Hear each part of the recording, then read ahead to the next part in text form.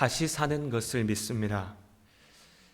아마도 우리 성도님들 대부분 기억 못하시겠지만 올해로 3년째 부활절 같은 제목으로 설교의 말씀을 전하고 있습니다. 그리고 어쩌면 앞으로도 계속해서 그럴 것 같습니다.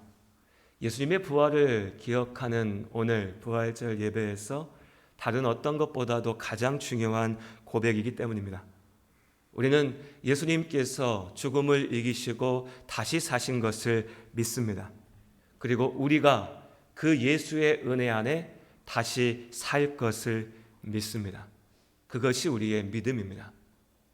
벌써 한 2년 정도 지났는데 재작년이었던 걸로 제가 기억합니다. 우리 믿음 읽기 시간에 우리 신앙서적 함께 읽었던 그 시간에 예수는 역사다라고 하는 책을 읽으셨던 기억이 있는 분들 계실 겁니다.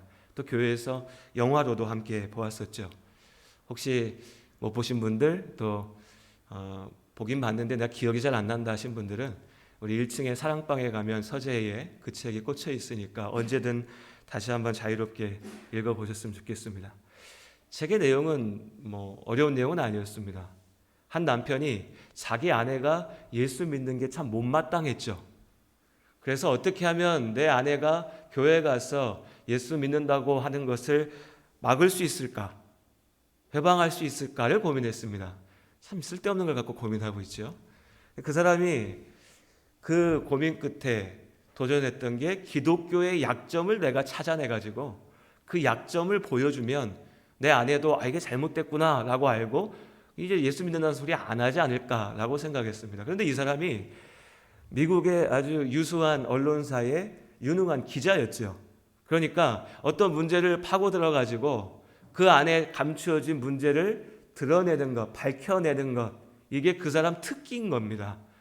그야말로 자기가 제일 잘할 수 있는 일에 도전한 거죠. 그래서 기독교의 문제가 뭘까라고 연구한 끝에 이 사람이 내린 결론은 예수의 부활이 거짓이라면, 그것만 내가 밝혀낼 수 있다면 모든 기독교의 교리와 신앙을 무너뜨릴 수 있다라고 결정한 겁니다. 의도는 잘못됐지만 그 판단은 정확했습니다. 예수님의 부활이 거짓이면 성경도 우리가 함께 나누는 모든 말씀들도 기독교 신앙 자체가 거짓이 되는 것이죠. 놀랍고 새로운 사실도 아닙니다. 오늘 본문의 말씀에 사도 바울 역시도 그렇게 말하고 있으니까요. 우리 17절의 말씀을 함께 읽겠습니다. 고린도전서 15장 17절 말씀 함께 읽겠습니다. 그리스도께서 다시 살아나신 일이 없으면 너희의 믿음도 헛되고 너희가 여전히 죄 가운데 있을 것이요. 하나님을 안다라고 하는 것, 우리의 머리만 가지고 되는 일이 아닙니다. 우리가 우리의 이성만 가지고서 나는 하나님을 온전히 알고 이해하고 그러니까 이제 하나님을 믿겠어라고 할 수 있는 게 아니란 거죠. 사실 우리는 날마다 살아가는 삶 속에서 우리의 이 세상 일조차도 제대로 알지 못합니다. 모두가 들고 다니는 스마트폰, 우리가 날마다 사용하지만 이게 어떻게 작동하는지 그 원리를 다 알고 쓰는 것은 아니죠. 그냥 쓰는 겁니다. 사람의 몸에 대해서 내 몸이지만, 우리의 몸이지만 이 몸이 어떻게 움직이는지 물론 어디서 이렇게 듣고 방송에서도 보고 해서 대충 알지만 사실 우리가 그렇게 의학에 대해서 깊은 지식을 알고 살아가는 게 아니죠.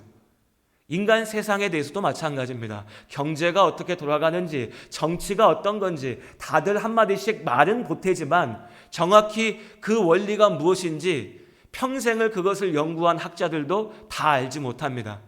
그렇게 세상 일도 알지 못하는 우리가 이 세상을 창조하시는, 이 세상의 주인 되시는 하나님에 대해서 머리로 다 이해하고 안다는 것 불가능한 일입니다. 될 수 없는 일이죠. 우리는 하나님에 대해서 온전하게 다 알 수가 없습니다. 다만 하나님께서 우리에게 알게 하신 것들을, 다만 그것을 믿음으로 붙잡고 아는 것이죠. 머리로 이해하고 깨닫고 믿는 것이 아니라 하나님께서 우리가 이해할 수 없는 것들을 선포하셨을 때 그 하나님께서 알게 하신 것을 믿음으로 붙잡고 그 믿음 안에서 알아가는 겁니다. 이것이 하나님께서 우리가 세상을 알게 하시는 방법이죠. 그 가운데는 말씀을 볼 때도 마찬가지입니다. 우리가 그냥 성경 말씀만 읽어도 이해할 수 있는 그런 내용들, 그런 진리들이 있는가 하면 도무지 머리로는 이해할 수 없는 신비도 있습니다. 하나님의 창조 자체가 그렇죠. 그리고 삼위일체 하나님. 여러분, 삼위일체가 머리로 다 이해가 되십니까? 그렇게 되신다고 하면 그 거짓말입니다. 평생 그것을 연구한 신학자들도 내 머리를 가지고서 그걸 다 이해할 수 있다? 거짓말이죠. 그럴 수 없습니다. 그렇게 말하지 않습니다. 하나님의 신비입니다. 예수 그리스도께서 참으로 하나님이시고 또한 참으로 사람이시라고 하는 우리의 믿음의 고백 역시도 마찬가지죠. 이처럼 하나님께서 알게 하신, 우리에게 보이신 그 하나님의 신비들 가운데 어쩌면 가장 중요한 한 가지가 바로 예수께서 부활하셨다는 것입니다. 예수님의 부활이 우리의 그 모든 믿음의 시작이 되는 것이죠. 그리고 여기서 우리가 분명히 기억해야 될 한 가지는 죽음이라고 하는 것이 결코 우리의 끝이 아니라는 것입니다. 자, 예수 그리스도의 부활에 대해서 모두가 다 말합니다. 그런데 이 부활이라고 하는 것을 공격하고 무너뜨리는 것 역시도 어렵지 않습니다. 하나의 질문만 있으면 되죠. 죽은 사람이 어떻게 다시 살아나냐? 이 한마디면 됩니다. 우리가 예수님의 부활을 얘기할 때, 우리도 또한 부활할 것이라고 고백할 때 예수님을 믿지 않는 많은 사람들은 이 말 한마디로 공격합니다. 야, 어떻게 죽은 사람이 살아나? 너 그런 거 본 적 있어? 죽은 사람이 어떻게 살아날 수 있어? 여러분 어떠신가요? 지금까지 사시면서 죽은 사람이 살아나는 것을 보신 적이 있습니까? 혹시 있으십니까? 저는 없습니다. 우리에게 죽음이라고 하는 것은 너무나 익숙한 거죠. 항상 우리 주변에서 누군가는 죽습니다. 우리는 이 죽음을 보면서 살죠. 그리고 누구도 죽는 것만 보지 죽었던 사람이 살아나는 것을 보지 못하기 때문에 이 죽음이 당연한 것이라고 생각합니다. 다 죽는 거지 뭐. 사람이 살다 보면 결국 다 죽는 거지. 이게 우리 머릿속에, 우리 마음속에 너무나 뿌리 깊게 박혀 있습니다. 그런데 이걸 인정하기 싫죠. 그렇죠? 누가 죽는다는 소리 누가 듣고 싶습니까? 영원히 사는 것처럼 그렇게 살고 싶죠. 제가 지난 한 주 동안에 어떤 잡지의 글을 이렇게 우연히 보다가 어떤 통계 자료를 봤는데요. 대한민국 남성이 평균 몇 살까지 사는지 아십니까? 혹시 아십니까? 대략 80세입니다. 80점 몇 세인데 뭐 뒤에 붙는 건 빼고 80세. 몇 년 남으셨습니까? 갑자기 우울해지시죠? 제가 그거 보고 나니까 그렇더라고요. 저는 많이 그래도 꽤 남았다고 생각드는데 많이 남았으니까 괜찮아 이게 아닙니다. 절대로. 사람 누구나 다 마찬가지 아닙니까? 이거밖에 안 남았어? 이거면 나도 이제 죽나? 여성분들 축하드립니다. 남성은 80세인데 여성은 87세더라고요. 부럽습니다. 더 오래 사시더라고요. 근데 그렇다고 또 만족이 됩니까? 마찬가지죠. 물론 우리는 생각합니다. 우리 항상 평균보단 더 가야 되나요? 이건 평균이고 나는 평균보다 좀 나아야 돼. 80세면 나는 90세. 90세면 우리의 마음이 평안해질까요? 100세면요. 마찬가지입니다. 마찬가지죠. 결국 나에게 죽음이라는 것이 다가오고 그 죽음이 내 끝이다 라는 걸 생각하면 괴로워집니다. 답답하고 우울해지죠. 그래서 우리는 애써 그걸 잊어버리려고 합니다. 지금만 보고 살려고 하죠. 그런데 이 사실은, 이 현실은 달라지지 않죠. 엄연히 남아있는 현실입니다. 그러니까 우리 모두가 이 죽음이라는 틀 속에 갇혀서 지금 내 앞에 있는 이 시간을 사는 것에 급급합니다. 왜요? 죽음이 너무나 당연한 것처럼 여겨지니까요. 그런데 성경의 말씀을 보면 하나님께서는 이 죽음이 결코 당연한 것이 아니라고 말씀하십니다. 오히려 반대로요. 이 죽음이라고 하는 것은 너무나 비정상이라는 거죠. 하나님께서 우리를 만드실 때에 우리 모두가 죽게 만드신 게 아니라는 겁니다. 그렇죠? 이상하지 않습니까? 왜 하나님이 굳이 사람을 만드셨는데 그 사람은 아무리 오래 살아도 100년밖에 못 살고 그 100년도 몸이 병들어야 되고 아파야 되고 괴로워야 되고 눈물 흘려야 되고 그래서 마침내는 죽어야 되고 그렇게 사람을 만드신 거라면 이상한 하나님이죠. 나쁜 하나님이죠. 괴롭히기 위해서 사람을 살렸나? 그런데 하나님께서는 결코 그렇게 말씀하지 않으십니다. 하나님은 하나님의 형상대로 우리를 만드셨습니다. 우리가 하나님과 함께하며 그 참된 복을, 그 참된 생명을 누릴 수 있도록 우리를 창조하셨습니다. 그런데 왜 우리는 지금 죽게 되었나? 성경의 답은 너무나 분명하죠. 죄악 때문입니다. 하나님께서는 우리를 온전하게 창조하셨으나 우리가 죄로 인하여서 하나님께서 주신 이 은혜를, 이 축복을 누리지 못하고 병들게 되고 고통받고 사람과 사람의 사이 속에서 괴로워하면서 결국에는 죽게 되는 것이지요. 우리가 이것을 분명히 기억해야 됩니다. 죽음은 당연한 게 아니라 우리의 가장 심각하고 본질적인 문제인 것이고, 이 죽음의 이유는 죄라고 하는 것이죠. 우리가 이 죄를 스스로 이기지 못하기 때문에 우리가 죽음을 이기지 못하는 겁니다. 하지만 하나님께서 우리에게 분명히 말씀하시는 것은 이 죽음이 결코 우리의 끝이 아니라는 겁니다. 예수님의 부활, 주님께서 십자가에 달리시고 죽으시고 다시 살아나셨다고 하는 이 부활의 의미는 단지 죽은 사람이 다시 살아났다라는 것에 있지 않습니다. 죽은 사람이 다시 살아났다. 아까도 말씀드렸지만 우리가 흔하게 볼 수 있는 일이 아니죠. 어쩌면 한 번도 보지 못한 그런 일입니다. 그런데요, 역사 속에서 이런저런 기록을 찾아보면 죽은 사람이 살아났다라는 말들이 드물지만 분명히 있습니다. 그럼 우린 얘기하죠. 그건 다 거짓말이야. 그냥 해본 소리야. 우린 예수 믿으니까 그건 안 믿어. 그런데 성경에 있는 것만 믿을 거야. 성경도 마찬가지로 얘기하지 않습니까? 우리 알고 있지요. 성경에서 죽었던 사람이 살아났습니다. 나사로가 살아났죠. 회당장의 딸이 살아났습니다. 죽은 자들을 하나님께서 살리셨습니다. 그런데 예수님의 부활은요, 이런 죽었던 사람이 다시 살아나는 것과는 본질적으로 다릅니다. 이렇게 살아났던 이 사람들은 우리가 꼭 성경에 기록되지 않았다고 해서 그 모든 말을 다 거짓이라고 할 필요도 없습니다. 죽었다 살아날 수도 있죠. 하지만 오늘 예수 그리스도의 부활의 본질은 죽었다가 다시 살아났다, 거기에 있는 게 아닙니다. 숨이 멈췄다가 다시 숨쉬게 됐다, 이게 본질이 아니라는 거죠. 다시 살아났던 나사로도 죽었습니다. 다시 살아났던 회당장의 어린 딸도 죽었지요. 그들은 다시 살아났다라고 말하지만 그 살아남이라고 하는 것은 죽음을 잠시 미룬 것뿐입니다. 내가 50살에 죽게 됐는데 내가 그 죽음을 이기고 10년 더 살았다, 20년 더 살았다, 물론 좋겠죠. 기쁘겠죠. 그럼요. 10년, 20년이 어딥니까? 그런데 그렇다고 해서 내가 죽지 않나요? 70살에 세상을 떠나면 이제 나는 살 만큼 살았다, 그런가요? 그런 사람이 어디 있습니까? 모두가 다 삶은 소중하고 죽음은 괴로운 거죠. 이들이 다시 살았다라고 하는 것은 잠시 그 시간이 연장되었다 뿐이지 본질적으로 죽음이라고 하는 것을 넘어서지 못했습니다.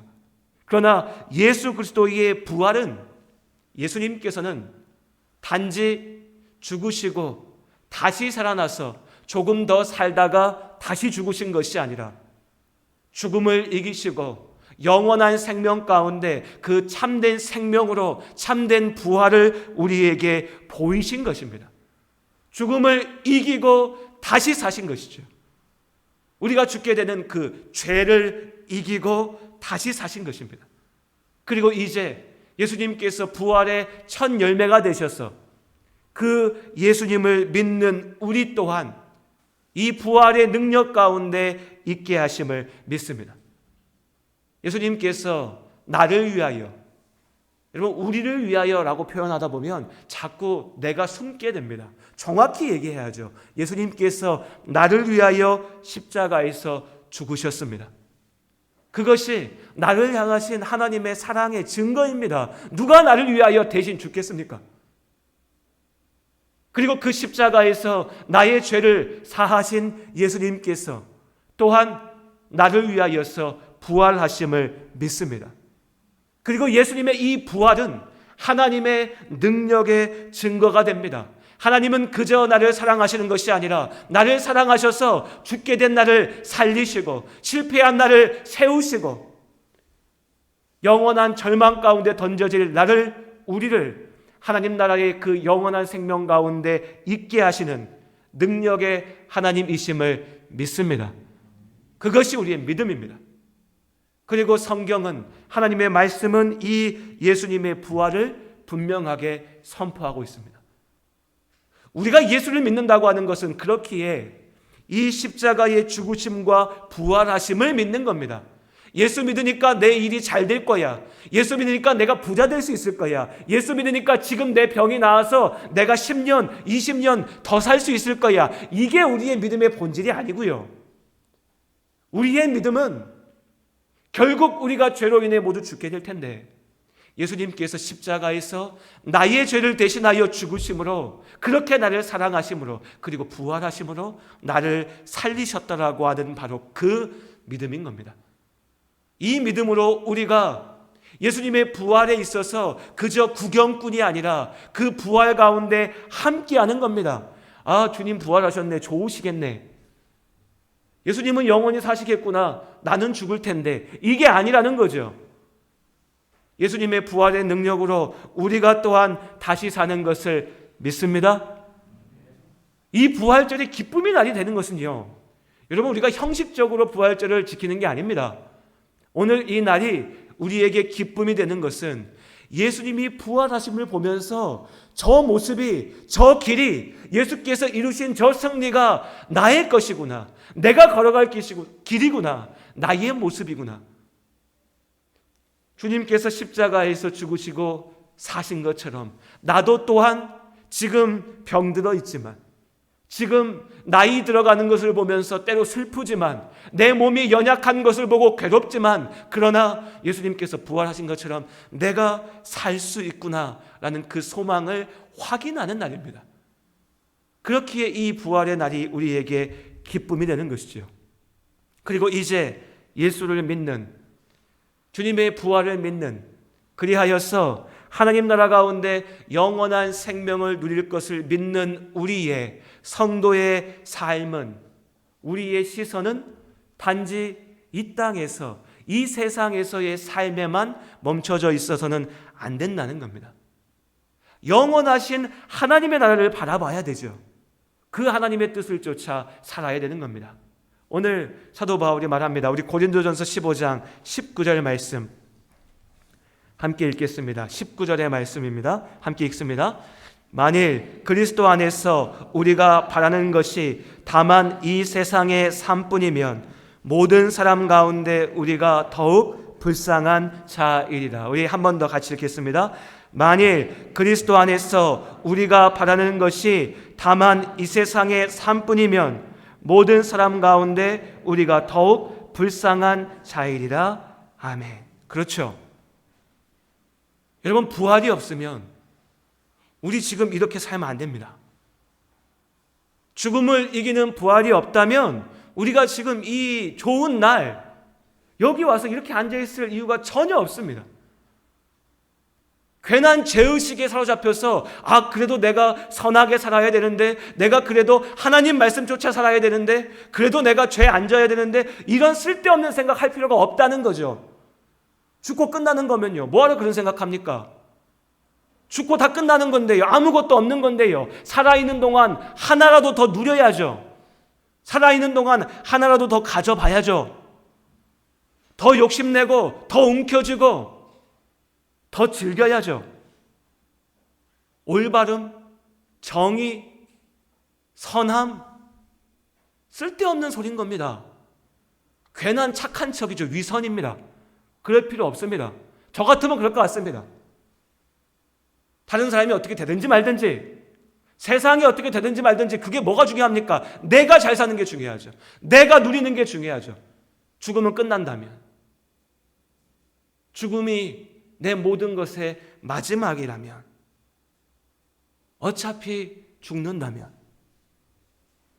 어떤 철학자들이 말하는 것처럼 그냥 스스로 삶을 끝내버리고 고생 안 하는 것이 지혜로운 일이 될 수도 있습니다.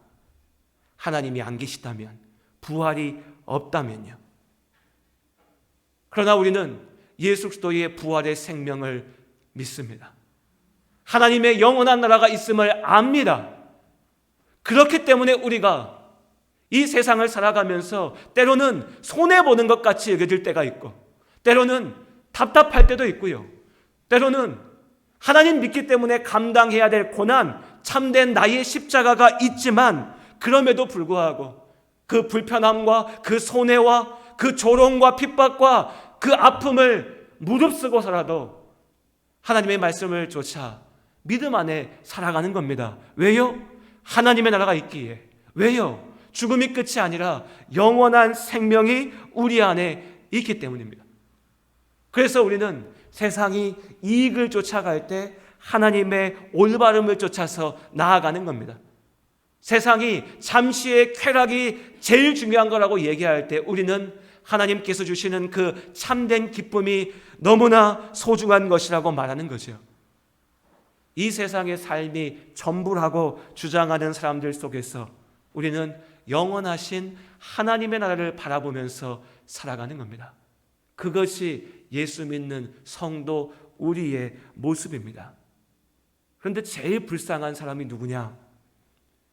이 사이에 가운데 껴가지고 눈으로는 하나님의 나라를 본다고 말하면서 내 손과 발은 세상 속에 매여서 살아가는 겁니다. 오늘 바울이 이야기하는 것처럼요, 말로는 하나님을 말하면서도 정작 이 세상의 삶이 모든 것인 양 살아가는 거죠. 얼마나 불쌍합니까? 손해는 손해대로 보면서 정작 하나님 나라에 대한 소망도 없고요, 무언가 종교적인 활동을 통해서 위안은 받아보려고 하는데 그 마음의 중심에 하나님께서 주시는 그 참된 생명의 기쁨이 뭔지는 모르는 겁니다. 이것이 우리가 삶을 살아가면서 부딪히는 문제의 원인이죠. 나는 왜 하나님을 믿는다고 말하는데, 교회에 다니고 있는데 내 삶에 변화가 없나? 나는 왜 맨날 답답한가? 왜 하루하루가 괴롭고 내 삶의 문제는 계속 반복되기만 하는가? 여러분 스스로 하나님 앞에서 한번 잘 고민해 보십시오. 질문을 던져 보십시오. 그리고 그 모든 문제의 본질적인 원인은 뭐냐면요, 내가 이 부활의 능력을 참으로 믿지 못하기 때문입니다. 하나님 나라의 그 영원한 생명을 믿지 못하기 때문에 당장이 급합니다. 하나님께서 지키실 것을 믿지 못하기 때문에 내가 어떻게든 해봐야 됩니다. 참으로 나에게 소중한 것이 뭔지 모르기 때문에 하나님을 말하면서도 세상 사람들과 다를 바 없이 이 세상의 삶에만 관심이 있습니다. 생각해 보십시오, 여러분. 하루만 보고 사는 사람과 10년을 바라보고 사는 사람의 삶이 어떻게 똑같을 수 있겠습니까? 하물며 영원한 생명을 바라보며 사는 사람과 이 땅에서 나에게 주어진 얼마일지 모르는 그 시간만 보고 사는 사람의 삶은 완전히 다른 것이죠. 우리의 시선을 돌려야 됩니다. 하나님께로, 하나님의 나라로, 그 영원한 생명의 약속에 대한 참된 믿음으로요. 여러 가지로 설명하고 말하려고 하지만 여러분, 우리의 문제의 본질은 내가 믿음이 없기 때문입니다. 그리고 오늘 예배 가운데 함께 하신 우리 성도님들, 오늘 이 예배의 시간이 나의 믿음을 하나님 앞에 다시 세우는 시간이 되실 수 있기를 주님의 이름으로 축복합니다. 오늘이 주님의 위로를 누리는 시간입니다. 오늘이 참된 평안을 아는 시간입니다. 내가 세상의 삶에 매여 사는 것이 아니라 하나님의 나라 가운데 있음을 기억하는 회복의 시간, 변화의 시간입니다. 설교를 길게 했지만 사실 드리고 싶은 말은 하나입니다. 부활하신 주님을 믿으시기 바랍니다. 나를 살리시고 나의 삶을 회복시키실 그 주님을 믿으시기 바랍니다. 우리가 이 믿음으로 하나님의 말씀 앞에 순종하며 나아갈 때 하나님께서 나의 삶을 분명한 성공으로 지키시고 하나님 나라의 그 온전한 생명으로 축복하심을 믿습니다. 부활의 날, 이 부활의 생명을 온전히 누리는 우리 모든 성도님들, 또 우리의 모든 가정들, 우리 교회가 될 수 있기를 주님 안에 간절히 소원합니다. 기도하시겠습니다.